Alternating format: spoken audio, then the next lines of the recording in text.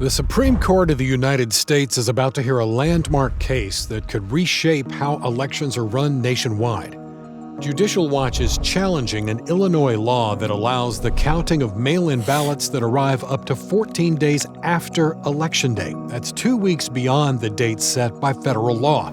Even ballots that arrive without a postmark can be counted.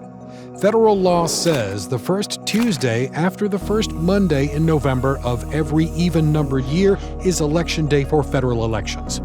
Extending the counting of ballots doesn't just run counter to federal law, it invites voter fraud and undermines voter confidence.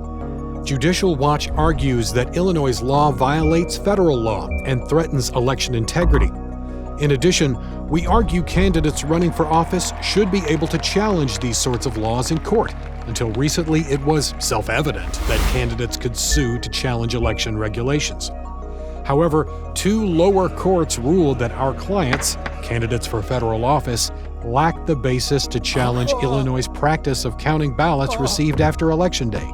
Standing is the legal term for this legal right to pursue a lawsuit in court.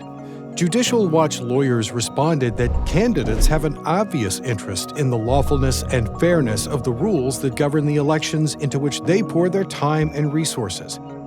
They also have an obvious interest in ensuring that the final vote tally accurately reflects the legally valid votes cast. If a candidate can't challenge the illicit counting of ballots contrary to federal law, who can? This is the exact issue now before the Supreme Court.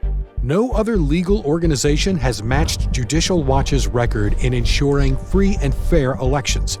The outcome of this Supreme Court case could impact how elections are run for years to come. And you can be sure Judicial Watch will continue to fight for election integrity, because no one is above the law.